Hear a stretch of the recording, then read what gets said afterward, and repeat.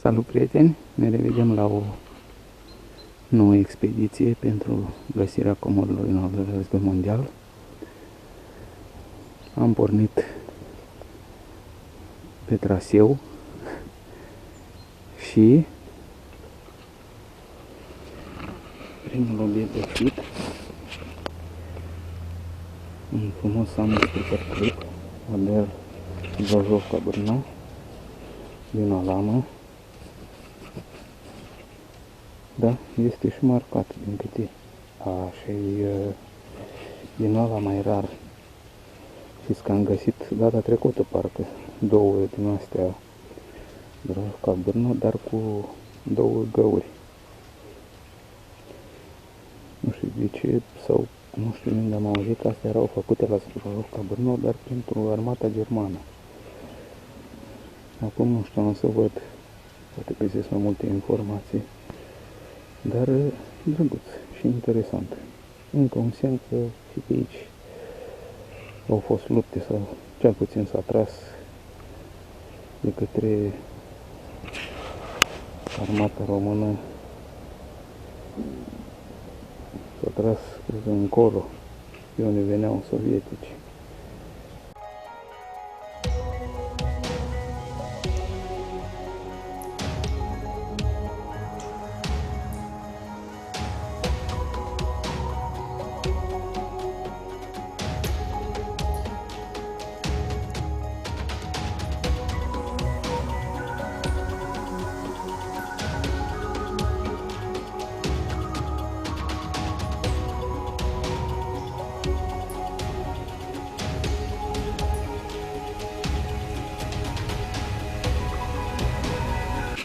Salut prieteni, ne reîntâlnim la se pare un nasturi.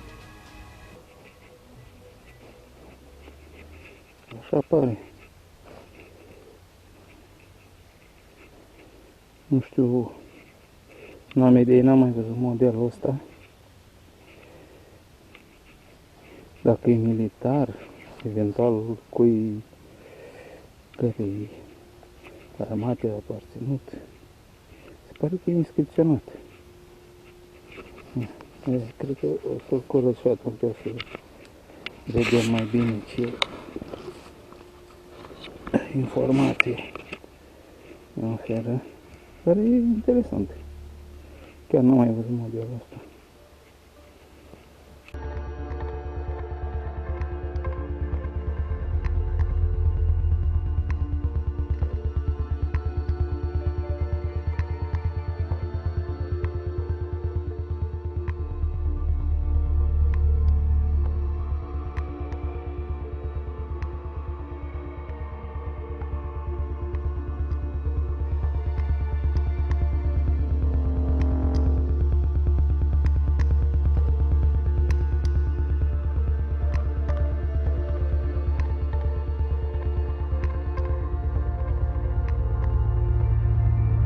O surpriză, zic eu, frumoasă, de ce nu? Chiar n-am mai găsit de mult asta. Un cartuș 650 Mannlicher de la pușca Mannlicher, modelul 1893 și tras. Și mai interesant. Da, trebuie să-l curăț așa la o primă vedere. Nu se observă mare lucru. Dar e interesant. Asta a fost tras de armata română. Deci pușca Mannlicher, model 93, iar făcea parte din dotarea standard. Ca să zic așa, armatei române, bineînțeles după pușca VZ-24. Încă o dovadă că și aici, în zona asta, s-a tras. Au fost lupte.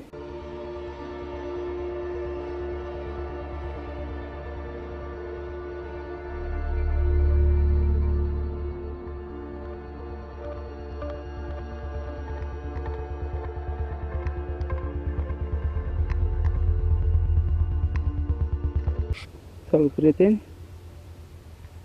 La un metru și ceva de tuburi de cartuș Maliher 93.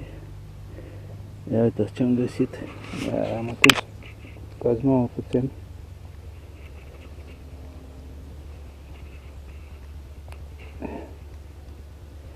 Un Amos Tipper Clip, tot din ăla model Zbrojovka Brno, dar din ăla cu găuri. Interesant.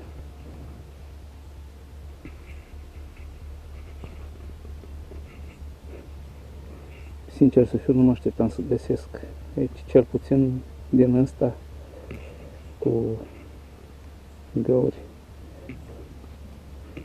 Interesant.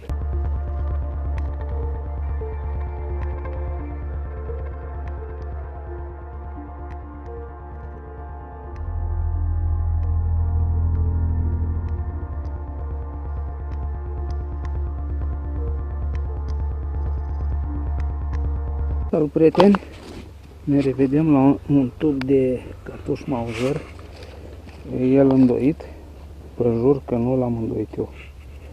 Deci are așa numitul Battle Damage. Interesant. Parcă anume cineva, deci uitați că e și tras. Și foarte interesant că s-ar putea să fi fost tras de pușca Mauser, Kar 98. Dar după ce a fost tras cineva, parcă anume cu ceva tăios, cu o muchie, ceva. Uite. Dacă e al nostru sau... Opa! Știți că este, din ce văd aici, este unul din care, din câte țin minte, nu am mai găsit până acum. Deci un tub pe cartuș Mauser, fabricație cehoslovacă, dar nu Zbrojovka Brno, ci Sellers Beriot, sau cam așa ceva. E interesant, păcat că e îndoit, da. Asta este. Cine știe ce a fost atunci. Salut, prieteni, într-adevăr, dar nu în totalitate adevărat ce am spus. Deci este un cartuș Belot, dar fabricat în Germania, cele fabricate în Cehia, în Praga, la 12 o'clock SBP. Asta are numai SB, deci e fabricat în Germania. Și e unul din cele mai vechi, dacă nu mă înșel. E 1935. Deci în iunie 1935 a fost fabricat. Interesant, chiar interesant. Păcat că e îndoit, dar asta este istoria. Asta a considerat.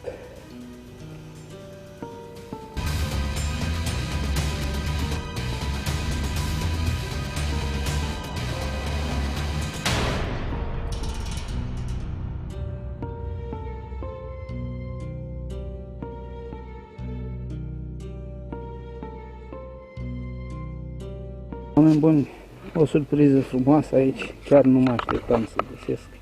Cam la, știu eu, 3 metri și ceva de tubul de cartuș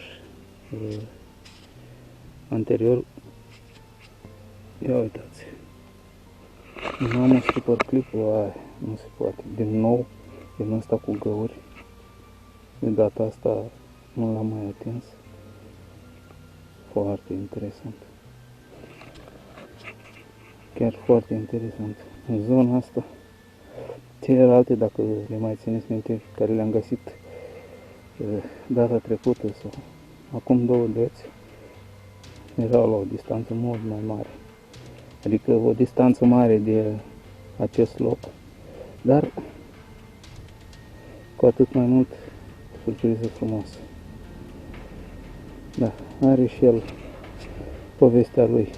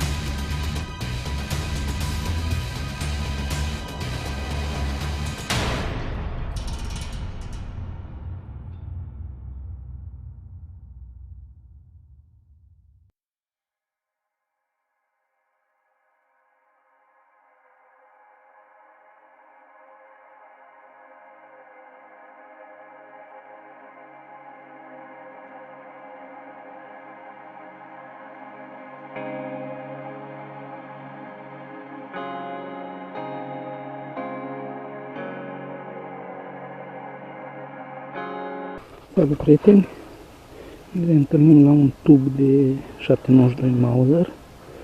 Da, deci tras de mitraliera ZB30, nu departe de locul unde am găsit tuburile alea multe data trecută, de fapt dățile cam la 3 metri de locul unde le-am găsit pe majoritatea celor de data trecută. E cumva separat și deosebit, deoarece, țineți minte, celelalte erau pirotehnie armate, asta este copșa mică cu gir, 1942. Da. Interesant. Am să mai caut pe aici.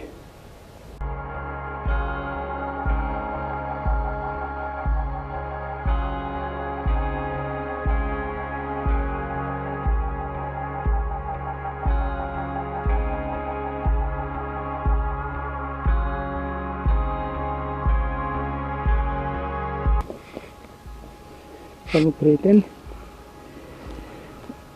Încă un tub 792 Mauser tras de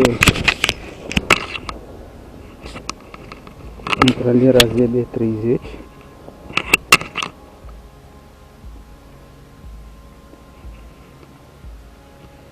Ceva mai la distanță de locul unde le-am găsit pe celelalte. E interesant. Pare...